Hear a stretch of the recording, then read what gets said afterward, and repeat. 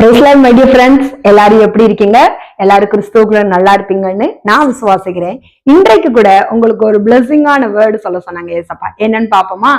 ஏசாயா 53:10 வசனம் இப்படியாய் சொல்லுகிறது, கர்த்தருக்கு சித்தமானது அவர் கையினால் வாய்க்கும். ஆமென். இந்த வேத வசனத்துக்கு என்ன அர்த்தம் அப்படின்றத பார்ப்போம். ஓகேவா மை டியர் ஃப்ரெண்ட்ஸ்? இன்றைக்கு கூட நம்மில் பல பேர் அநேகம் பேர் என்ன செய்யறோம்? நம்மளுடைய ஆசை நிறைவேறணும், நம்மளுடைய விருப்பம் நிறைவேறணும், நம்ம ஆசைப்பட்டதெல்லாம் வாங்கணும், நம்ம விருப்பப்பட்டதெல்லாம் வாங்கணும். பக்கத்து வீட்டுல ஒரு பைக் வாங்கினா நம்ம பைக் வாங்கணும், இந்த பக்கத்து வீட்டுல ஒரு பீரோ வாங்கினா நம்ம பீரோ வாங்கணும், எய்த்த வீட்டுல ஒரு கார் வாங்கினா நம்ம ஒரு லக்ஸரி கார் வாங்கணும். இப்படி நம்ம என்ன செய்யறோம்? நம்ம மனசுல தோன்றது, நம்ம சிந்தனையில தோன்றது, நம்மளுக்கு என்ன விருப்பமோ அதை எல்லாத்தையும் நம்ம என்ன செய்யறோம்?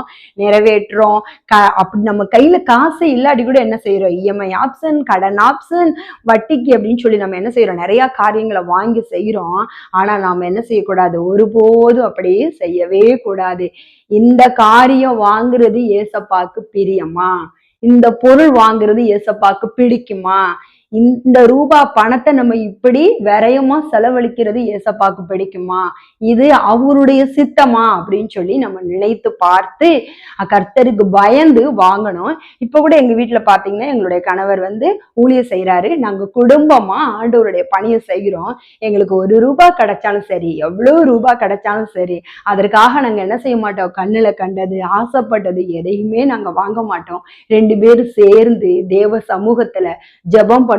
ஏசப்பா, இந்த காரியம் உமக்கு சித்தமானால் நீங்க எங்களுக்கு வாங்கித்தாங்க, அப்படி உமக்கு சித்தம் இல்லைன்னா நீங்களே இதை தடை பண்ணி போடுங்கன்னு ஜெபம் பண்ணுவோம். அப்படி ஏசப்பாக்கு அது சித்தமானா அந்த காரியங்களை எங்க 2 பேர் உள்ளத்துல என்ன செய்வாங்க? ஒரு சமாதானமா சந்தோஷமான நினைவுகள் கொடுப்பாங்க.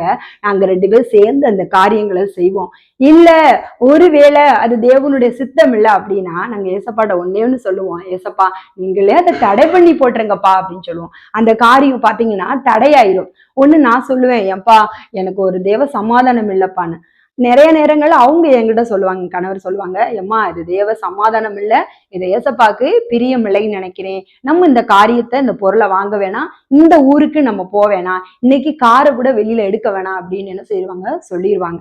அதே மாதிரி நீங்களும் ஒவ்வொரு நாளும் கணவனா இருக்கட்டும், மனைவியா இருக்கட்டும், நீங்க குடும்பமா சேர்ந்து ஏசப்பா இந்த காரியம் நான் வாங்க போறேன், இந்த பொருள் வாங்க போறேன்ப்பா, இந்த நகை வாங்க போறேன்ப்பா, எங்க வீட்டுல ஒரு ஃப்ரிட்ஜ் வாங்க போறேன்ப்பா, இது உமக்கு சித்தமா அப்படின்னு சொல்லி நீங்க கேட்டு ஜெபிக்கும் பொழுது ஏசப்பா என்ன செய்வாங்க? அவங்களுடைய சித்தத்தை ஈஸியா அவங்க வாழ்க்கையில என்ன செய்வாங்க? நிறைவேற்றி முடிப்பாங்க. இல்ல இதற்கு பின்னாடி நம்ம இன்னைக்குள்ள லைஃப தான் பாக்குறோம். இன்னைக்கு இந்த பொருள் நம்ம கைக்கு கிடைச்சா நல்லா இருக்குன்னு நினைப்போம். ஆனா ஏசப்பா எப்பவுமே என்ன செய்வாங்க? லாங் லைஃப், நம்மளுடைய ஃபியூச்சரை பார்ப்பாங்க.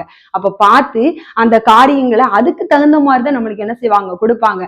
நம்ம இன்னைக்கு கொடுக்கலைங்கோ நம்ம என்ன செய்யறோம்? வருத்தப்படுறோம். அப்படிலாம் கிடையாது. நீங்க ஏசப்பா உங்க சித்தம்னா இதை தாங்கப்பா, இல்லாட்டி நீங்க இதை விட்டுருங்கப்பா அப்படின்னு நீங்க சொல்லி ஜெபிச்சு பாருங்க. ஏசப்பா கிட்ட தேவ சித்தத்தை கேட்டு பாருங்க. அது பழகும் பொழுது முதல்ல என்ன செய்யும்? கசப்பா இருக்கும். ஆனா அதுல நீங்க பழக்கப்பட்டுட்டீங்கன்னா அது ரொம்ப இனிமையா, அந்த காரியங்கள் மகிமையா இருக்கும். ஏசப்பா கூட அந்த சிலுவையில அறைய போகும் பொழுது அவருக்கு சர்வ லோகாதிபதி என்ன அந்த மரணத்தை தடுத்து நிறுத்த முடியும். ஆனாலும் என்ன சொல்லியிருக்காங்க? பிதாவே உமக்கு சித்தமானால் இந்த பாத்திரம் என்னை விட்டு நீங்க கூடுமானால் நீங்கட்டும், ஆனாலும் என்னுடைய சித்தத்தின் படி அல்ல, உம்முடைய சித்தத்தின்.